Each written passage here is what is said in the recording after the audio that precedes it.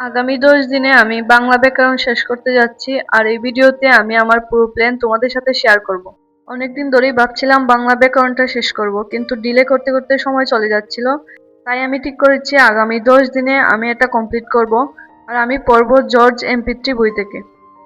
আমি এই 10 দিনকে ভাগ করেছি স্মার্টভাবে। প্রতিদিন নির্দিষ্ট টপিক, প্রতিদিন 2 থেকে 3 ঘন্টা শুধু ব্যাকরণ, সাথে ডেলি রিভিশন, যেমন বর্ণ, শব্দ, সন্ধি, সমাস, কারক, বিভক্তি, বাক্য প্লাস রিভিশন। এইভাবে স্টেপ বাই স্টেপ শেষ করব। আমি শুধু পড়বো না, আমি ফলো করব স্মার্ট মেথড।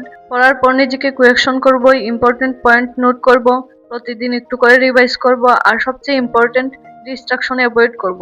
এইভাবে পড়া লং টার্ম মনে থাকবে। তুমি যদি ভাবো 10 দিনে কিছু করা পসিবল না, তাহলে তুমি ভুল ভাবছো। কনসিস্টেন্সি থাকলে 10 দিনে অনেক কিছু চেঞ্জ করা যায়। Just start. পারফেক্ট হওয়ার দরকার নেই।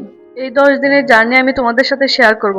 তুমি চাইলে আমার সাথে জয়েন করতে পারো। কমেন্টে লিখো স্টার্ট, আর আজ থেকে শুরু করো। Let's do it together.